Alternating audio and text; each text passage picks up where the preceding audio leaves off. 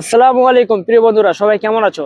আমি নওশাদ আল মামুন। আজকে চলে আসলাম ফুড প্লেস হোটেল, যেটি অবস্থিত ভবের বাজার, পার্বতীপুর, দিনাজপুর জেলা।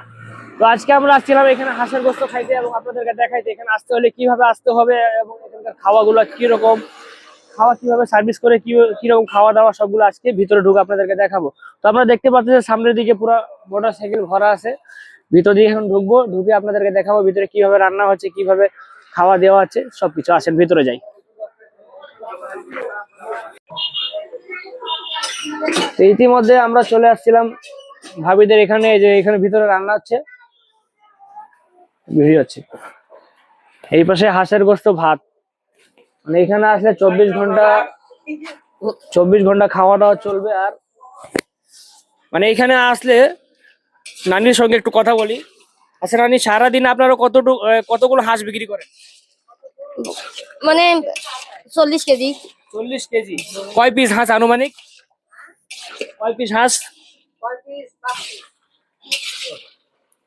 আচ্ছা, যাই হোক, এখানে 40 কেজি পর্যন্ত হাঁস, মানে 1 মণ হাঁস বিক্রি করা হয়।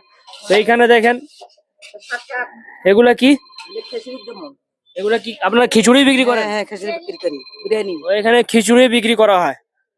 তো এখন এইখানে আসলে মূল কথা যে এখানে যখনই আপনারা আসবেন একেবারে টাটকা সুস্বাদু খাওয়া পাবেন, কোনো বাসি টাসি এখানে খাওয়ানো হয় না। ঠিক আছে, এখন আমরা হোটেলের ভিতরে যাই, দেখি কি কি আমাদের খাওয়া যায়।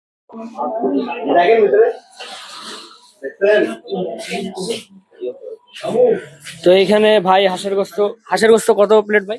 150 টাকা। 150 টাকা প্লেট। আচ্ছা, এইখানে আপনাদের এখানে আসতে হলে কি সবসময় 24 ঘন্টা খোলা থাকে না, যে কোনো সময়গুলো? রাত 12টা পর্যন্ত খোলা থাকে, সকাল 7টা থেকে রাত 12টা পর্যন্ত। আপনারা যখন এখানে আসবেন চেষ্টা করবেন দুপুরবেলা আসার। 12টা পর্যন্ত হাঁসের মাংস পাওয়া যায়। হ্যাঁ, রাত্রে ফ্রি হয়ে রাত্রেও আসতে পারেন। আসলে মোটামুটি খাওয়া পাওয়া যাবে কি? খাওয়া পাওয়া যায়। গরম পাওয়া যাবে? গরম পাওয়া যাবে। তো এই পাশে ভাবি হোটেল, এই হোটেলের নাম food place. Food place hotel. যেভাবে আপনাদেরকে বলেছি ফুড প্লেস হোটেল, কিন্তু বর্তমানে একটু ভিড় ভাড় কম। ঠিক আছে, এখন আমরা খাওয়া দাওয়া অর্ডার করি, খাওয়া দাওয়া অর্ডার করে খাইতে খাইতে কথা বলবো, ঠিক আছে? হ্যাঁ, ইতিমধ্যে আমাদের খাওয়া চলে আসছে। আমরা 2 বাটি হাঁসের গোস্ত অর্ডার করলাম, 2 জন যেহেতু আছি, আমি এবং আমার ছোট ভাই রব্বানি।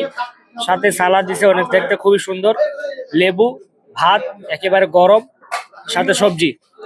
এখন খাওয়া দাওয়া করি, খাওয়া দাওয়া করে আপনাদেরকে খাওয়ার অভিজ্ঞতা জানাই কিরকম স্বাদ।